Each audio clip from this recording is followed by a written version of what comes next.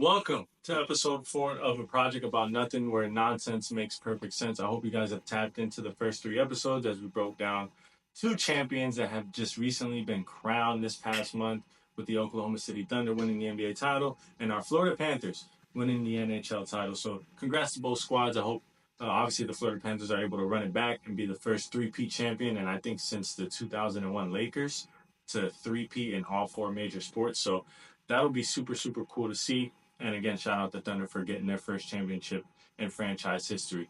But we kind of wanted to switch gears a little bit. But before we do that, I want to make sure you guys please follow us on all social media platforms. Subscribe to our YouTube at A Project About Nothing, and follow us on Instagram and uh, uh, uh, TikTok. Sorry, I'm looking on my hand on TikTok as well. We'll be posting our daily feeds and reels there. Shout out Pure Bliss Socials as well. If you guys are looking to boost your content and really get your social media out there as best as possible, please, please, please shoot her a follow. You won't be sorry.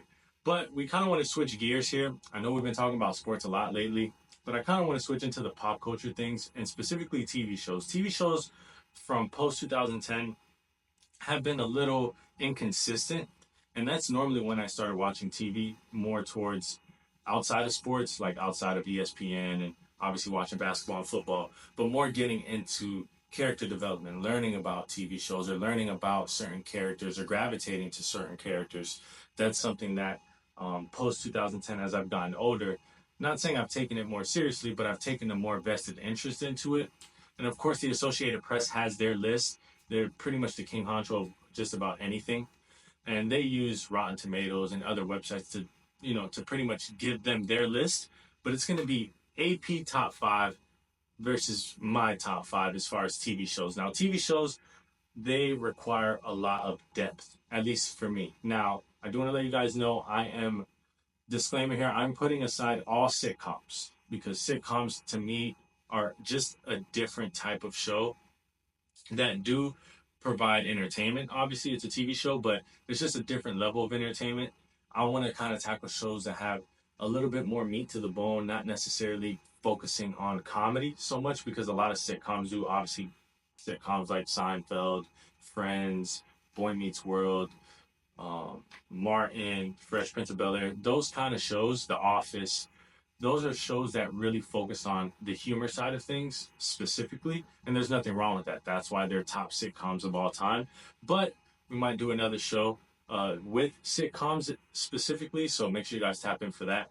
But we want to just do top 10 TV shows of all time. Again, this disclaimer, not adding any sitcoms. So again, TV shows to me require a lot of depth. So character development is really a big thing. You kind of fall in love with certain characters, and you really, really want to do that. That's how you get invested into the show. It doesn't matter what character it is. It could be the protagonist, it could be the antagonist, it could be a side character, it could be a moment in the show that made you fall in love with a character, it can make you hate a character. It doesn't matter what it might be. That's kind of what gravitates us as human beings to a show. We fall in love with the character, we fall in love with the plot, and it kind of keeps us engaged, whether it's a lie, a secret, money, sex, anything in relation to that requires a lot of scandal. Those are shows that I've noticed really pop off, and mainly all shows, regardless of what time frame they're using, regardless of what demographic they're trying to tackle, they involve those characteristics. Those characteristics are involved in all of these shows. So definitely, if you haven't watched any of these shows that I'm going to mention, I highly suggest you do, just because if we're recommending them and AP also recommends them, that means it's a show worth watching. So make sure you guys tap into that. But we're going to get into our list right now. So the AP top five shows of all time. Now, this is, again, according to the Associated Press, and they're using Rotten Tomatoes, IMDb as references to be able, and Reddit, of course, to be able to distinguish what their top five shows are. So, top five for AP, we have Breaking Bad, we have The Sopranos, we have The Wire, we have Game of Thrones, and we have Chernobyl. Now, Chernobyl. these are great, great, great shows, and I think it's a great, solid top five. Unfortunately for me, I've only watched two out of the top five shows personally, from my list, from my top five. Now, my top five is going to be a little bit different, but I can see why they went this route. Now, The Sopranos and The Wire, that is a given. The Sopranos is a show that a lot of people really relate to, whether you're a mob boss or not. It doesn't really matter. Just gives you a little breakdown here. The Sopranos is about a landmark show exploring the life of a New Jersey mob boss and his family. So they're going through situations as they would if you were with a mob, if you were a mob boss, and it takes you in the day of the life of a gangster. Definitely a great show that came out way before its time. Again, I've never watched the show, but I've seen previews. Obviously, we see memes taken from this show that are being used today. So it's a show that's definitely, again, happened way before its time, but it was needed based off all the things it offered. And then The Wire. The Wire, to me, came at a time where there was a lot of tension, especially between the communities and how they were living. And this show is based off in Baltimore. So just a quick breakdown of The Wire. It says it's known for its realistic portrayal of the drug trade and the police work in Baltimore. So unfortunately, if you guys are living in the States or wherever you guys are watching the show, we know Baltimore, unfortunately, is a place that has a lot of high crime rate. And this show really shows that. And it shows how the police force really needs to navigate on how they move when it comes to dealing with policing the area in Baltimore. It's a very dangerous place to live, and the show definitely shows that. Michael B. Jordan had one of his first roles as well on this show, so there are some known actors. Idris Elba as well as a main character on this show as well, so I think he did a fantastic job. Led him to get a lot of other roles as well. But these two shows are staples. If you ask anybody and saying that they haven't watched it but it's not in the top five, I probably wouldn't trust their list. The only reason I don't have them in my top five, the main reason why, is because I wanted to kind of go against the grain in terms of what the press is saying. But I do know, obviously, if I watched them and I really took some time and invested into the shows, they would be top five. It's just, there's no other way around it. I just haven't taken the time and invested into watching the shows. So I don't want to make it, or I don't want to come across and make it seem as if they're not top five just because I don't have them in mind. These are my favorite all-time shows. So that's why I kind of wanted to give you guys that disclaimer there, because I know they're a top five show. I just haven't watched it. So my top five shows. AP has their list. I got my list. We're going to see which one you guys think is better. So Breaking Bad. That's just clear cut number one. It's clear cut number one on here. We agree there. This is about, and I'll give you guys the Google breakdown at least, which is really simple. It gives you an overview of the show, which says it's a mild-mannered high school chemistry teacher, Walter White, who thinks his life can't get much worse. His salary barely makes his ends meet in a situation not likely to improve once his pregnant wife gives birth, and their teenage son is battling cerebral palsy. But Walter White is dumbstruck when he learns that he has a terminal illness. Realizing that his illness probably will ruin his family financially, Walter makes a desperate bid to earn as much money as he can in the time he has left by turning an old RV into a meth lab on wheels. So that's kind of how season one starts off. If you guys ever watch Breaking Bad, give it some time. That's one thing I want to let you guys know. Give it some time because the characters do take a little while to kind of show their true character, especially Walter. He's not really engaged into who he is till about to the end of season two, starting season three. You kind of see the Heisenberg feel of things. You kind of see him kind of coming into his own as being this huge meth producer, right? But he has cancer. So how much can he really do? And the storylines, the way the characters are developed, and the way you can either find hatred in certain characters or really love other ones, or kind of be intertwined with the feeling of, I really want to hate this guy, but I really can't.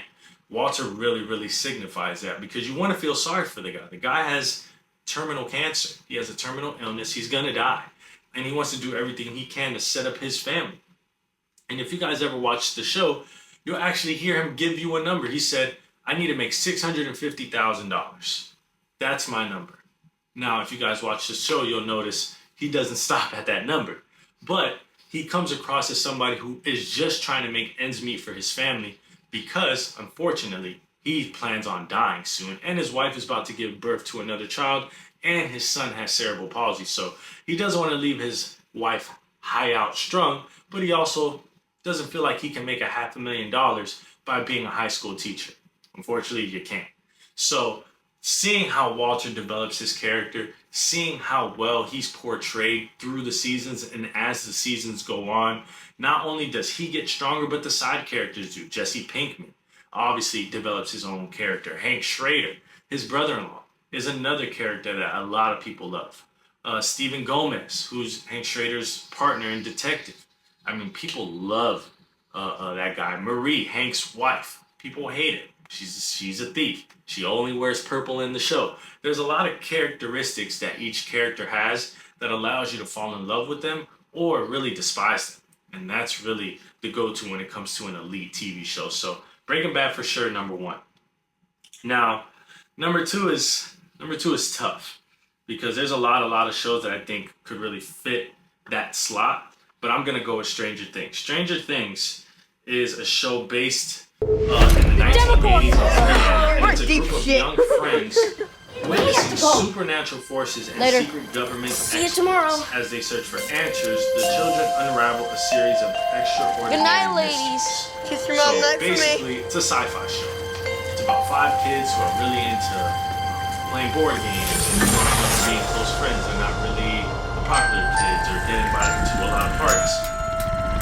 They just kind of stay in their own lane, play their little games, and if you want to say, could be called a little weird. Is missing. I don't know where he is. One of the characters will ends up 99 out of 100 times, kid goes missing. The kid is with a parent or a relative. What about the other time? Quote, unquote, the aliens live. But if you guys watch the show, you'll notice that it's not really a show that's attacking the teenage demographic as much as you might think. Starting off, it does come across like that because, again, the main characters are little kids that end up growing to be teenagers and young adults. But the characters outside of the little kids, the side characters, the mom, the detective, the scientist, there's a lot of characters that are brought into the show as the show continues to grow, where you can kind of see, oh, I can see why adults are gravitating to the show. Oh, I can see why people really love this character, hate that character, because it actually gravitates towards more real life situations. As the kids grow older, they deal with their own personal experiences. So falling in love with girls or liking boys or going through a bullying in school, or what it's like to live in a small town with not really a lot of friends, or as a young adult, you know, once you graduate, where you're going to go to college. If you end up having a girlfriend, do you go to the same college as she does? So there's little parts of this show where reality seems to set in, and there's nothing wrong with that because it is a sci-fi show. So obviously the main parts of the show are in essence fake. It's not real life, but there's real life aspects in the show because the characters are trying to portray themselves as real life characters. They're not trying to portray themselves as these alien stoppers that have these big, huge guns and they want to save the world. It's not coming across like that. It's coming across as they're average Joes and they're just trying to save the world in their own way.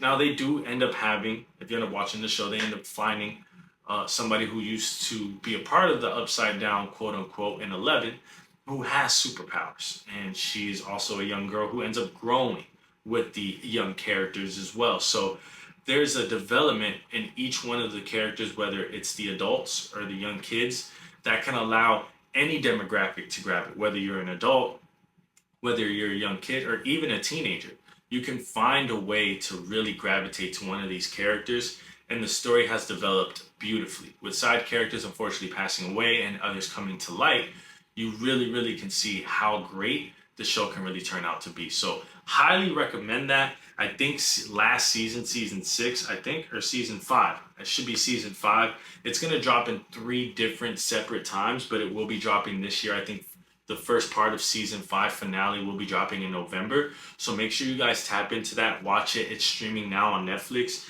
and I promise you, you won't be disappointed.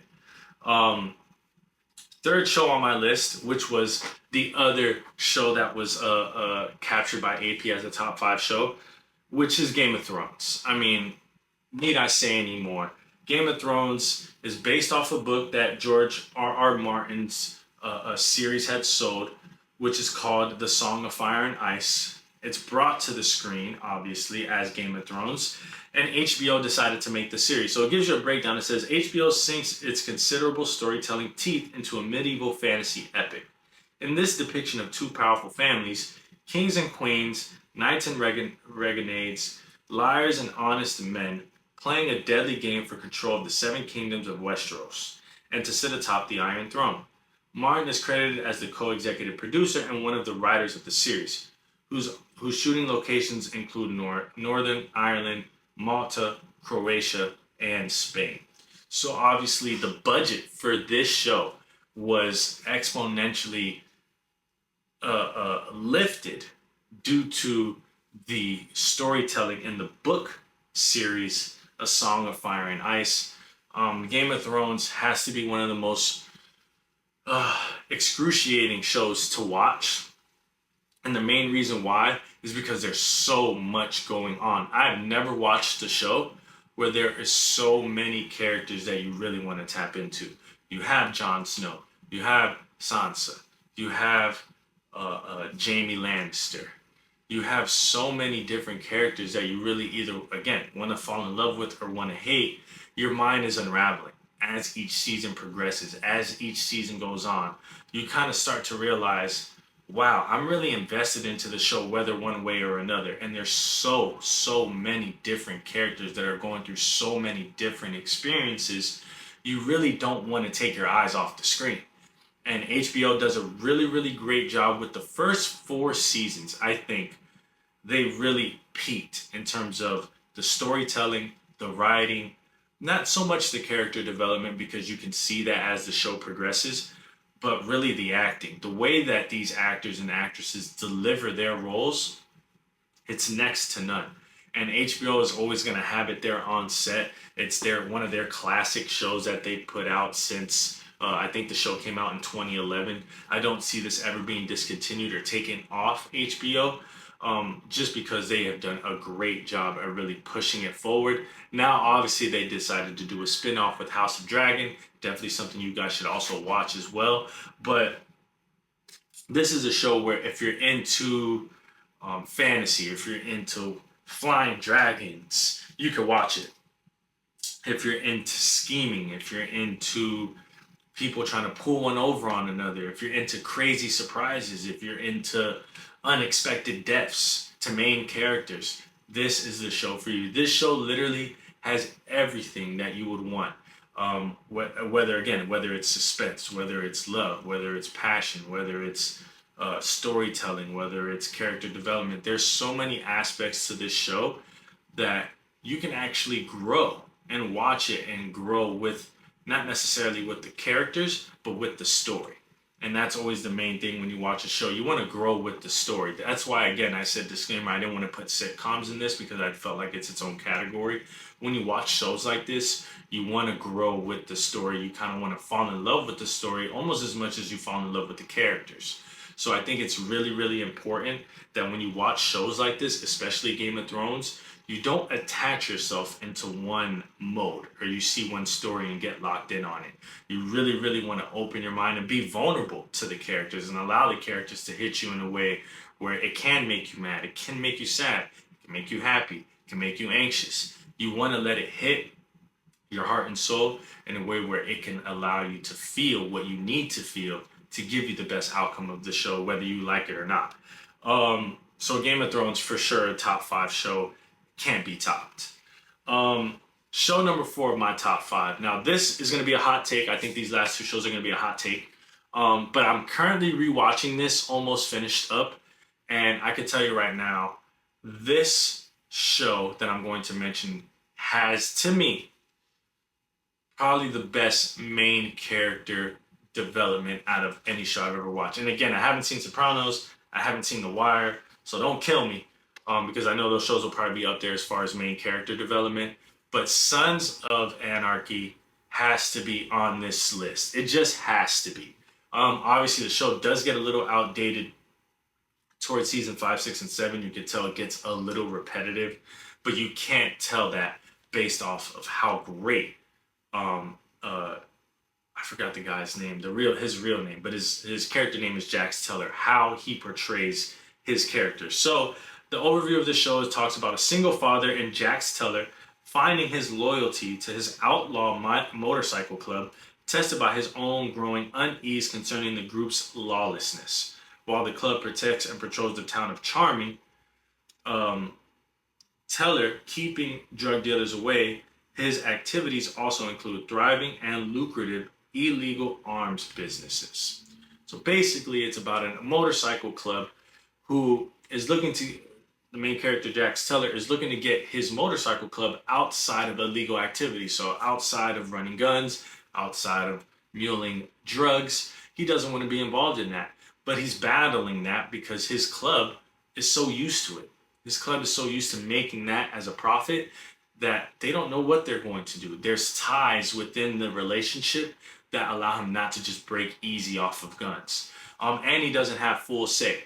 Now, Jax goes through so many different stages in his life in this show that you almost feel like you're getting old watching the show, because Jax starts off as being a father who's not sure if he's going to be a father because his kid was a preemie, because his crazy ex-wife was a junkie, decided to do drugs while she was pregnant, almost killed his son, till the end, doing absolutely everything he can to provide for his sons and give them a better life and not let them have a life like this. And I think, really honestly, that is the most riveting characteristic I have ever seen from a show. To go a complete 180, to start off by going, I don't care if we run guns, we're going to do what we can to make this motorcycle club lucrative in any way we can, to, man, I don't give a fuck. I'm going to get my kids out of this because I've seen too much death. I've seen too much of this, too much of that. I've lost too much family. I need to get my kids away from here.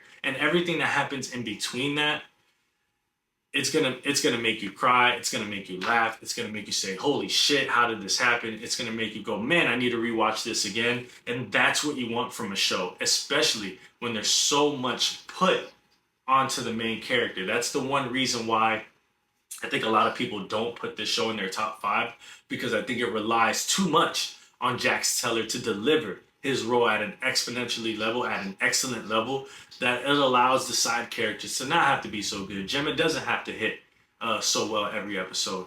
Neither does Chibs, neither does Unser, neither does Clay. So these guys don't really have to hit the nail on the head so hard because Jax is already there. He's already doing such an amazing job at portraying this character. It allows the other characters to kind of dwindle in and not really focus so much on pretty much delivering their character development so much as how Jax needs to do it, because the storyline is really, really based off him and the decisions that he's making. So I really highly recommend this show, especially if you're really into watching how a story develops. It doesn't kill itself after one season and start over with another.